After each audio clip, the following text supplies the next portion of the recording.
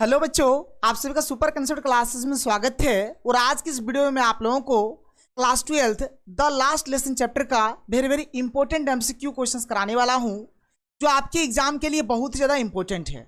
यहां पर मैं आपको हर एक क्वेश्चन को बहुत ही सिंपल तरीके से और इजी तरीके से बताऊंगा, इसलिए आप लोग इस वीडियो को पूरा देखो, जितना हो सके इस वीडियो को अधिक से अधिक शेयर करो। तो चलो स्टार्ट करते हैं।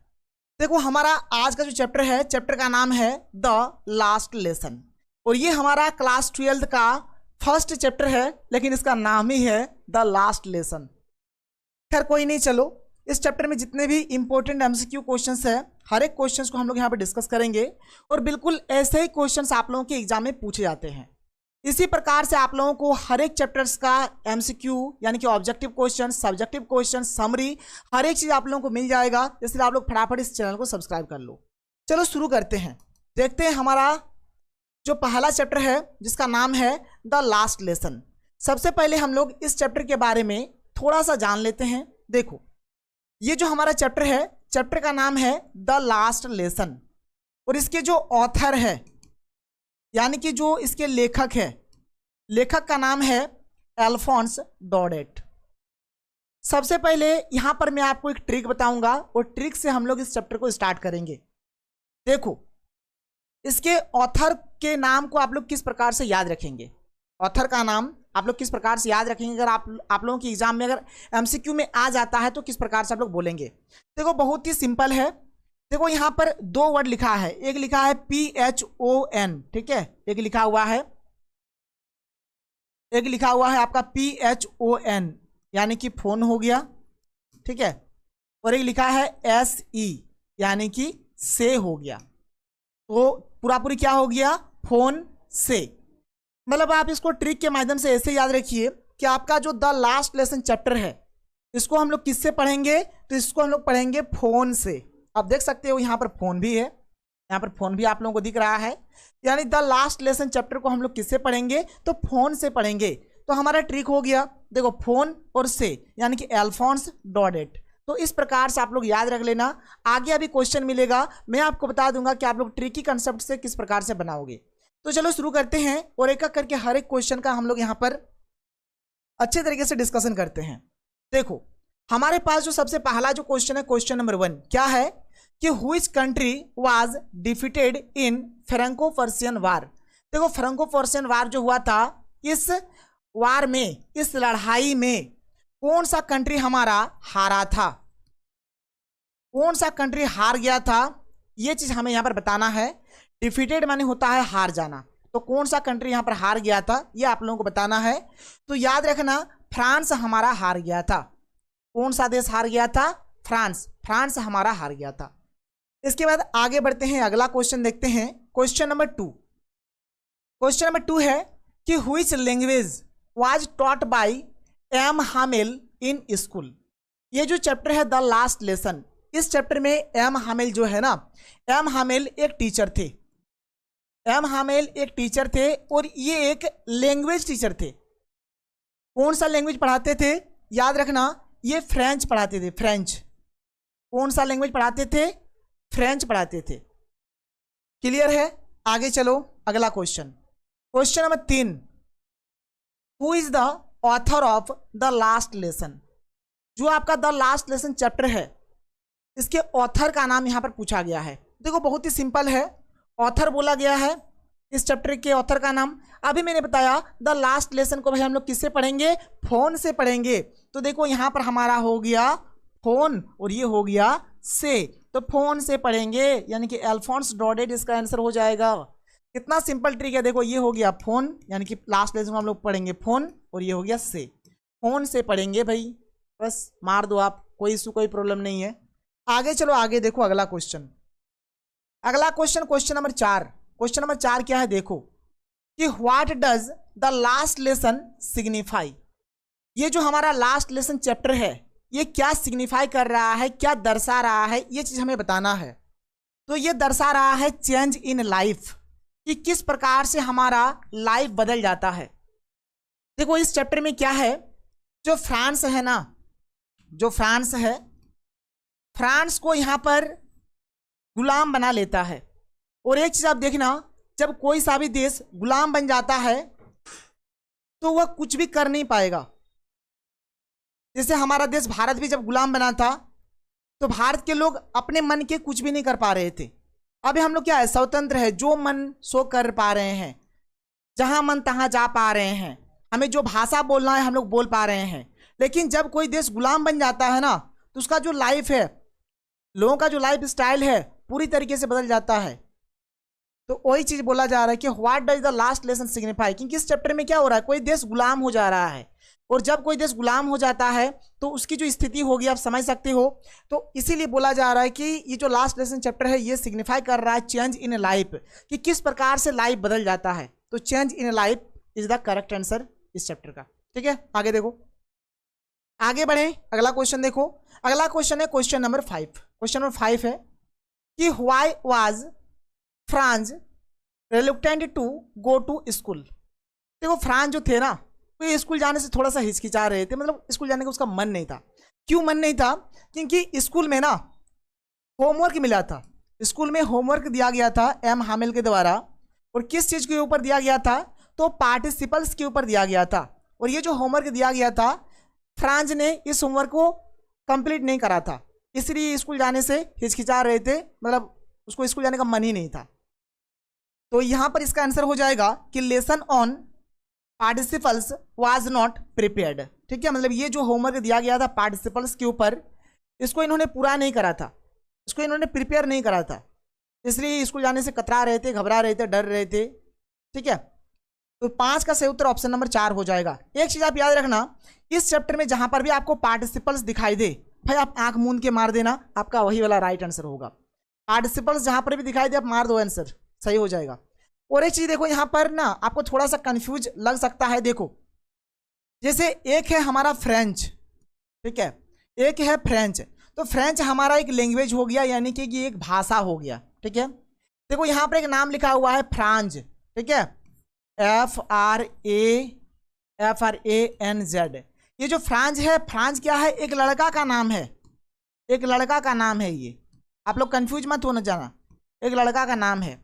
और एक आप लोगों को मिलेगा फ्रांस, तो फ्रांस हमारा देश का नाम है, फ्रेंच हमारा भाषा का नाम है, और फ्रांज हमारा एक लड़का का नाम है। और ये जो फ्रांज है ना, ये फ्रांस के ही है। ये किस देश के हैं? तो फ्रांस के ही है, फ्रांस के ही। तो फ्रांस आपका देश हो गया, फ्रांस आपका एक लड़का का नाम हो गया, और फ्रेंच आपका वहाँ का भाषा हो गया। तो यहाँ पर ये क्वेश्चन नंबर 5 जो है, इसका राइट आंसर ऑप्शन नंबर 4 हो गया। ठीक है, आगे देखो, अगला क्वेश्चन, क्वेश्चन नंबर 6 क्या है कि what did France find on reaching the school.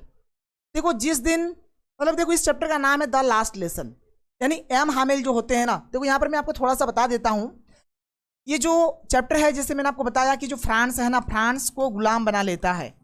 जब फ्रांस को गुलाम बना लिया जाता है तो पहले फ्रांस में फ्रेंच भाषा से पढ़ाई होता था, और एम हामिल जो थे फ्रेंच भाषा के ही टीचर थे।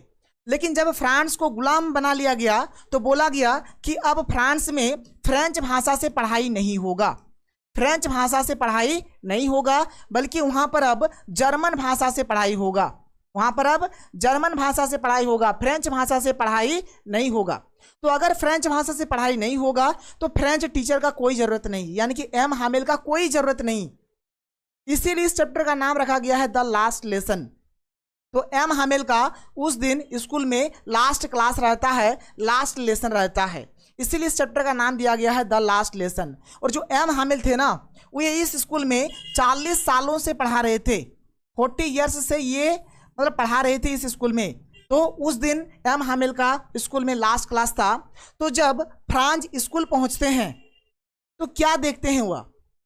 तो वो देखते हैं क्वाइटनेस, स्ट्रेंज क्वाइटनेस, यानी कि चारों तरफ सन्नाटा, सब कुछ एकदम शांत है, सब कोई चुपचाप है, कोई कुछ बोल नहीं रहा है, मतलब एक्चुअल में सब कोई दुखी है। जैसे संडे के दिन में क्लास या फिर छुट्टी के दिन में जैसे स्कूल या फिर क्लास जिस प्रकार से रहता है, बिल्कुल उस दिन वैसा ही माहौल था स्कूल का, वैसा ही माहौल था क्लासरूम का। तो फ्रेंच जो यहाँ पर जो फ्रांस है, जब फ्रांस स्कूल पहुँचते हैं तो ये चारों तरफ क्या देखते हैं? एकदम चारों तरफ सन्नाटा देखते हैं, सब कोई चुपचाप है, सब कोई उदास है, ये चीज़ देखते हैं।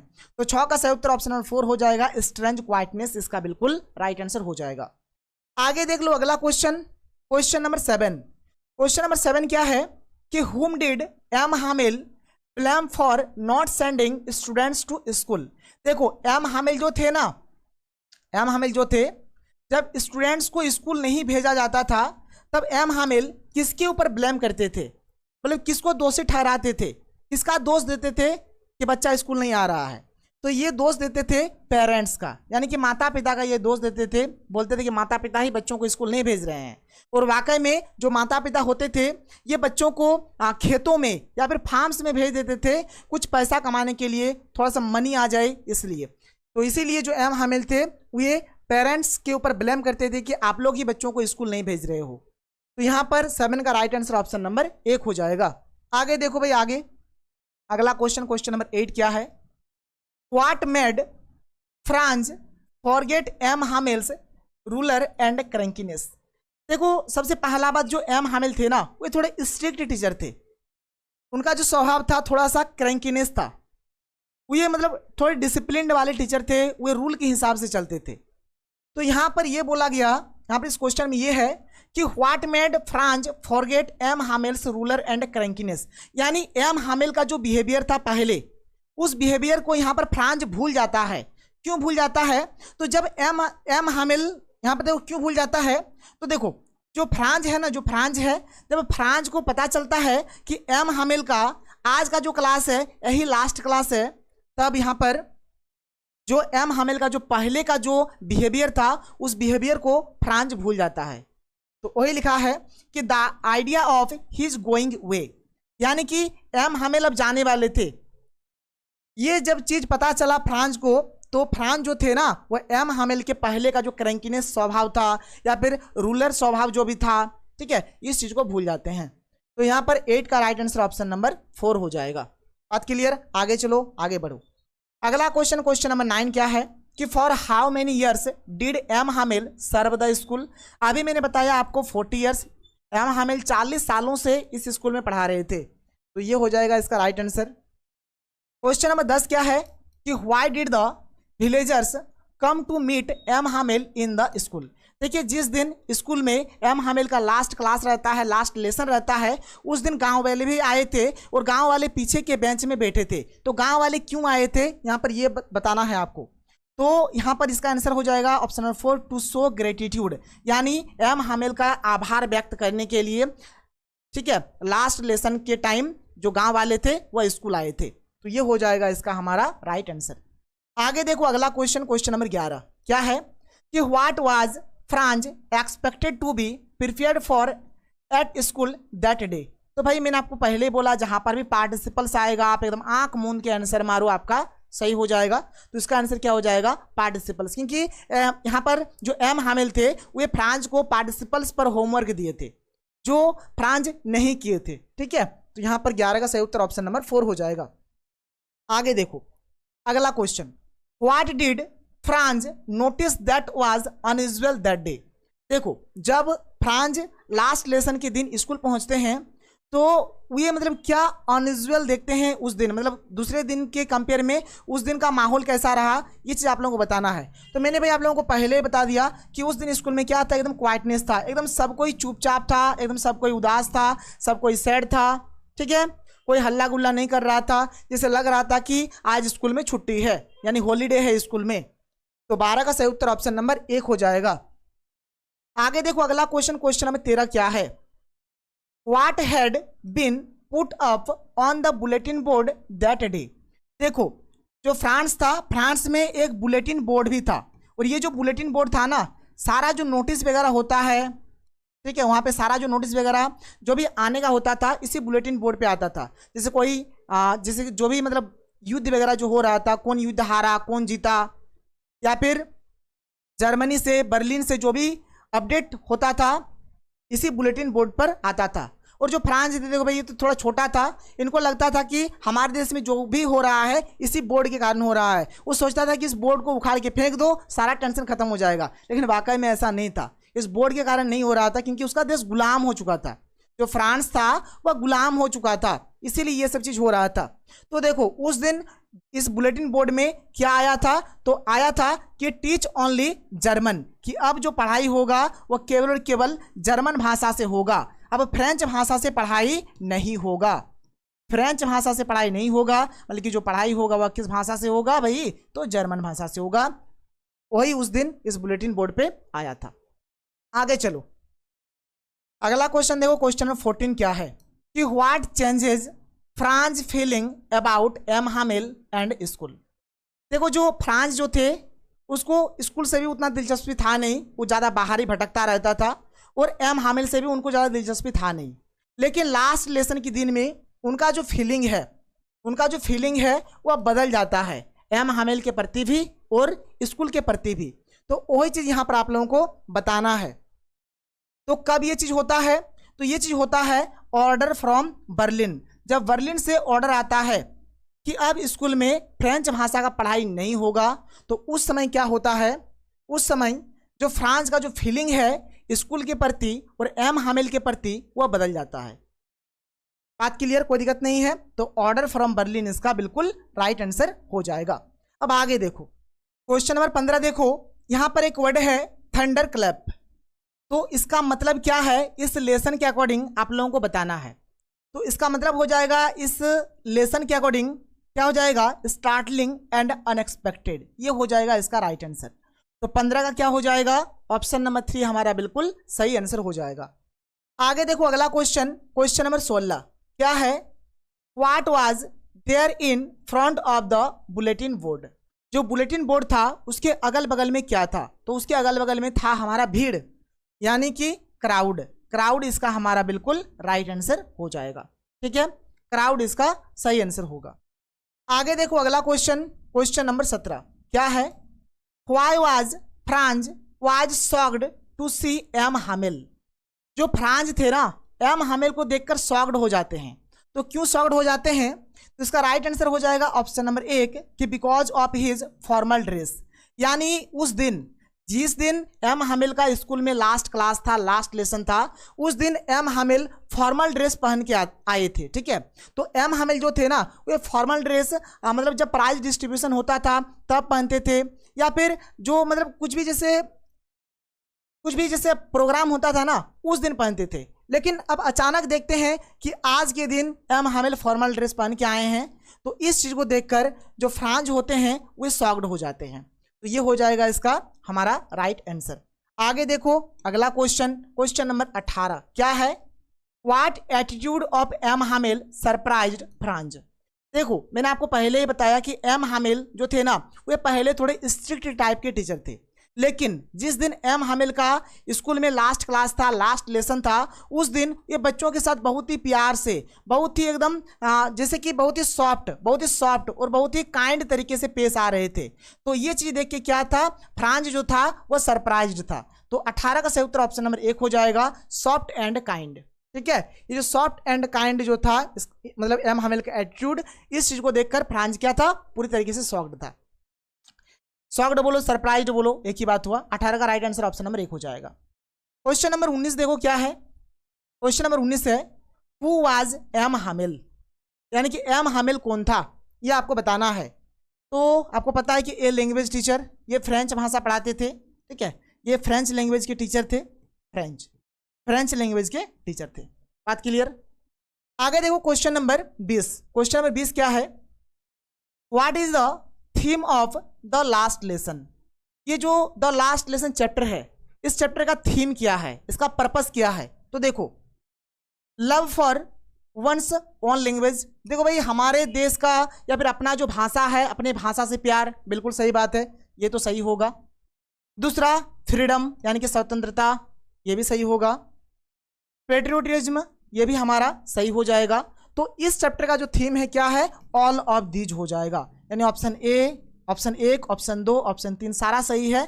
तो ये जो क्वेश्चन नंबर हमारा 20 है, इसका राइट आंसर हो जाएगा option number 4, all of these, इसका हमारा बिल्कुल सही आंसर हो जाएगा। आगे चलो, आगे देखो अगला क्वेश्चन, क्वेश्चन नंबर 21 क्या है, देखो what does the marching of soldiers under the window represent, यानी खिड़की के नीचे सैनिकों का मार्च करना क्या दर्शाता है। तो ये दर्शा रहा था town of Persia in France. ठीक है, जो पर्सिया है वो फ्रांस में क्या, मतलब फ्रांस में क्या कर दिया है, घुटने टेक दिया है, मतलब डाउन, नीचे झुक गया है। ठीक है, तो down of Persia in France इसका हमारा राइट आंसर हो जाएगा। आगे देखो अगला क्वेश्चन, क्वेश्चन नंबर 22 क्या है कि what was M Hamel going to question Franz about. तो भाई पार्टिसिपल्स इसी के ऊपर दिया गया था होमवर्क, तो इसी से रिलेटेड क्वेश्चंस कर रहे थे। तो जहां पर भी पार्टिसिपल्स दिखे आप एकदम आंख मूंद के आंसर मारो, आपका सही हो जाएगा। क्वेश्चन नंबर 23 क्या है देखो, why was France feeling regretful and sad. जो फ्रांस था वह मतलब दुखी था और वह अपने आप में ही मतलब होता नहीं गिल्टी महसूस करना, खेद महसूस करना।